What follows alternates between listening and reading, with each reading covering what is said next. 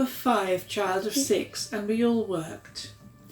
My first way of earning money was with 2 of my brothers, and we collected jam jars and put them in our redundant pram and took them to the jam factory, where we got a penny for each of them and shared it.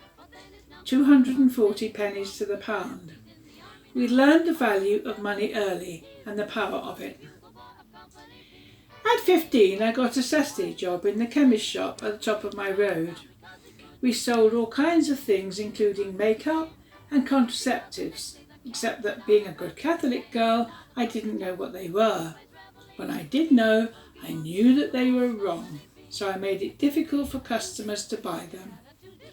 You may remember that there were always customers in chemist shops, as they were waiting for their prescriptions. When a customer asked for Durex, I should have asked 3 shillings, 4 shillings and 6pence, or 5 shillings and 9pence.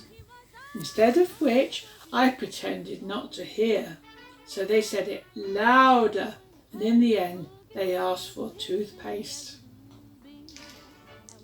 Nobody wanted to ask for Durex in a loud voice in a shop full of people, which I concluded was a victory for God. What a little prig I was, but I had been stuffed with religion.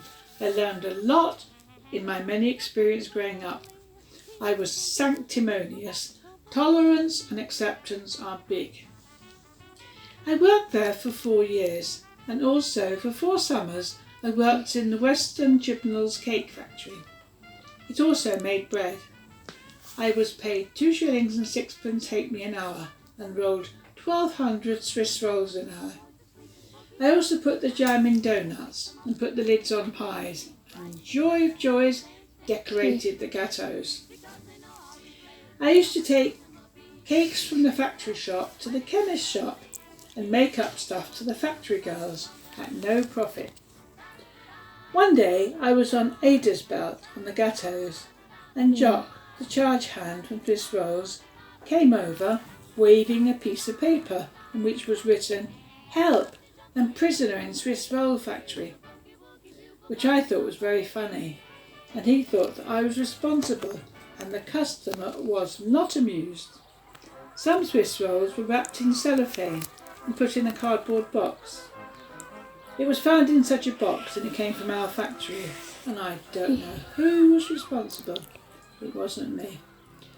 We are railway children and love to travel, and with this hard-earned money, we, 3 of us, hitchhiked around Europe. We stayed in many youth hostels. I speak French and German. I hitchhiked 30,000 miles in the 60s. I went to see the work of Lowry in Manchester and in the Tate in London. I asked the visitors if they had worked in factories, and most of them had. All of them were positive about their experiences, as I am. Then I did a more daring thing and asked a lady in a twin set wearing pearls if she'd ever worked in a cake factory.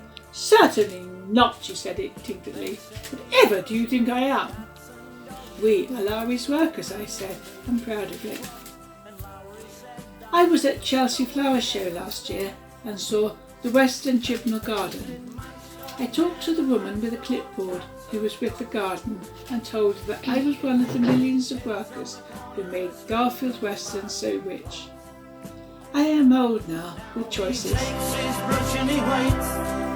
Outside them factory gates, the paint is matched up.